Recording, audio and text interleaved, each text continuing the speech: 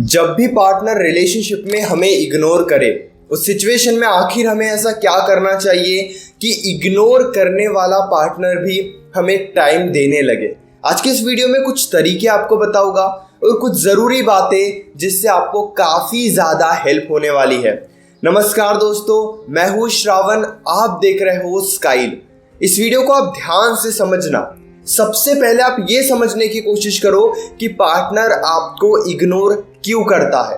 अब इसके पीछे दो रीज़न हो सकते हैं। सबसे पहला रीज़न कि वो जानबूझकर आपको इग्नोर कर रहे हैं, वो इंटेंशनली आपको इग्नोर कर रहे हैं। उनकी इच्छा नहीं होती आपसे बात करने की, वो अपने लाइफ में आपके बिना खुश है, वो आपके साथ टाइम स्पेंड नहीं करना चाहते हैं, अपनी लाइफ की बातें शेयर नहीं करना चाहते हैं। और आप अपनी लाइफ की कोई बात अगर उन्हें शेयर करते भी हो तो वो बिल्कुल भी ध्यान से नहीं सुनते हैं।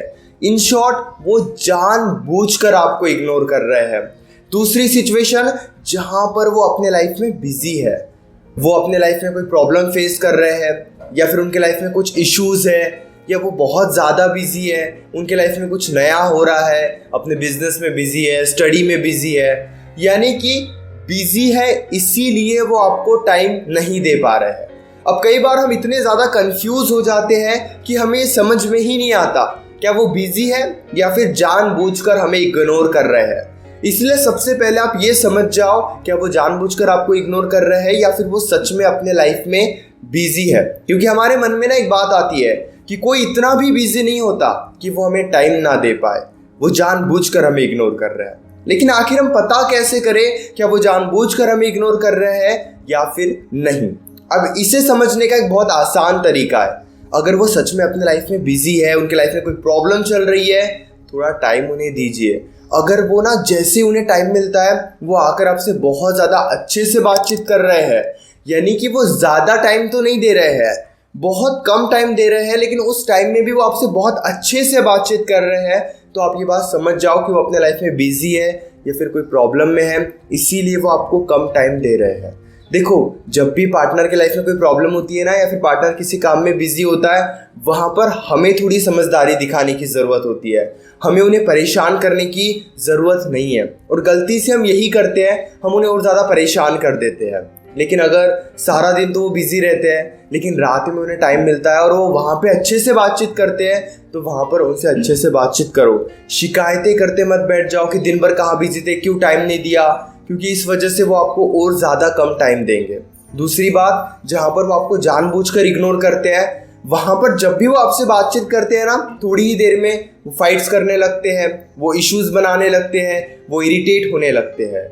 यानी कि वो पहले तो कम टाइम दे रहे हैं और कम टाइम देने के बाद भी वो आपको ब्लेम करते हैं, वो फाइट्स करते हैं, यानी कि जहाँ पे वो जानबूझकर आपको इग्नोर कर रहे हैं, वहाँ पे ये समझ जाओ कि अगर उन्हें टाइम मिलता भी है तब भी आकर वो आपसे अच्छे से बातचीत नहीं करेंगे। थोड़ी सी फाइट्स हो गई, वो कुछ टाइम के लिए पीछे हट जाएंगे और अपने लाइफ में बिल्कुल खुश रहेंगे। तो इस वजह से हमें ये समझ में आता है कि वो जानबूझकर हमें इग्नोर कर रहा है। अब बात करते हैं कि आखिर इस सिचुएशन में करे तो करे क्या। हमें तो समझ में आ गया, क्या वो जानबूझकर इग्नोर कर रहे हैं या सच में उनके लाइफ में प्रॉब्लम है। लेकिन अब बात यह है कि आखिर इस सिचुएशन में हमें क्या करना चाहिए, इस सिचुएशन से हम कैसे डील कर सकते हैं।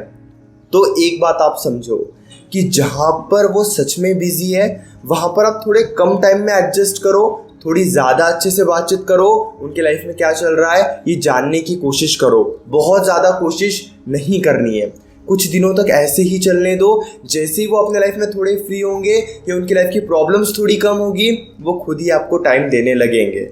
दूसरी बात, जहाँ पे वो जानबूझकर आपको इग्नोर कर रहे हैं, वहाँ पर आपको कुछ ऐसा करना होगा ताकि उनका ध्यान आपके ऊपर आ जाए। अब बेसिकली कोई जानबूझकर क्यों इग्नोर करता है, इसके पीछे ना एक बहुत बड़ा रीज़न है, क्योंकि उन्हें ये बात पता होती है कि उन्हें आप कभी छोड़कर नहीं जाओगे। यानी कि उनके मन में ये बात बहुत अच्छे से क्लियर होती है कि वो चाहे जो भी करे आप उन्हें छोड़कर नहीं जाओगे, इसीलिए उनके अंदर हिम्मत आती है आपको जानबूझकर इग्नोर करने की। इस सिचुएशन में आपको क्या करना है, थोड़ा ना उनसे अच्छे से बातचीत करने की कोशिश करो और फिर कुछ टाइम के लिए पूरे तरीके से पीछे हट जाओ। जैसे कि एग्जाम्पल मैं देता हूँ, आपने ना मॉर्निंग में उनसे बहुत अच्छे से बातचीत करने की कोशिश की, थोड़ा ज़्यादा खुद को इन्वॉल्व किया, और फिर आपने 1 दिन या 2 दिन तक अपने साइड से कोई कॉल मैसेज नहीं किया। फिर आप कोशिश कर रहे हो। यहाँ पे होता क्या है ना कि हम उनसे बातचीत करने की कोशिश करते हैं।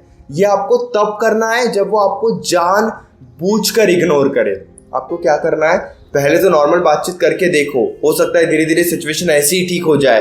अगर ठीक नहीं होती है देन आप ये टेक्निक यूज कर सकते हो। आप सुबह उनसे बहुत अच्छे से बातचीत करने की कोशिश करो, फिर अपने साइड से ना कोई कॉल ना कोई मैसेज 1 या 2 दिन तक। अब और उनके साइड से आता है तो अच्छे से बातचीत करो, लेकिन अपनी इन्वॉल्वमेंट को जितना कम कर सकते हो उतना कम करो।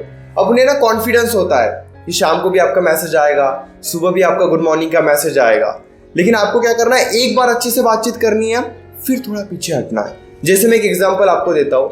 मान लो आप मुझे इग्नोर कर रहे हो, आप मुझसे अच्छे से बातचीत नहीं कर रहे हो, 2 4 5 दिनों से हो गया, आप ठीक से बात ही नहीं कर रहे हो, मैंने आपको प्यार से समझा लिया, आप नहीं समझ रहे हो, आपकी लाइफ में कोई प्रॉब्लम भी नहीं है, तो यहाँ पे मुझे कुछ ऐसा करना होगा जिस वजह से आपकी अटैचमेंट बढ़े। तो मैं क्या करूँगा, एक दिन ना आपसे बहुत अच्छे से बातचीत करने की कोशिश करूँगा, अपने साइड से ज़्यादा ही कॉल्स करूँगा, थोड़े ज़्यादा ही मैसेजेस करूँगा। मैं आपको इरिटेट नहीं करूँगा, लेकिन थोड़ी ज़्यादा कोशिश करूँगा आपसे बातचीत करने की।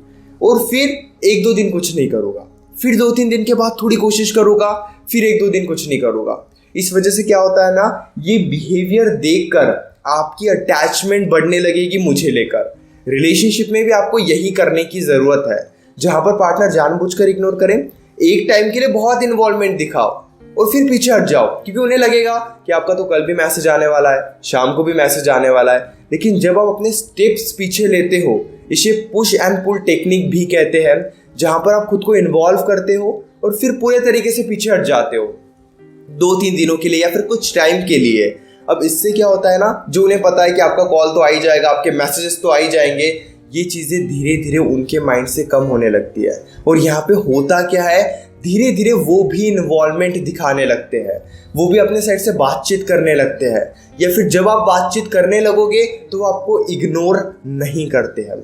इसीलिए आपको ये टेक्निक को यूज़ करने की ज़रूरत है। थोड़ी कोशिश करो, फिर पीछे हट जाओ 1 या 2 दिनों के लिए। इस तरीके से जब अपना बिहेवियर बनाओगे देन ट्रस्ट मी, उनका ध्यान भी आपकी तरफ आएगा। लेकिन आपको ये करते वक्त कमज़ोर नहीं बनना है, उनके सामने रोना नहीं है, परेशान नहीं होना है। एक समय तक जैसे समझा सकते हो वैसे समझाओ, लेकिन वो फिर भी ना समझे तो आपको यही तरीका यूज़ करना होगा ताकि उनका ध्यान आपके ऊपर आ जाए। फिर भी सिचुएशन ठीक नहीं हो रही है देन आप नो कॉन्टैक्ट रूल फॉलो कर सकते हो एक ज़्यादा समय के लिए।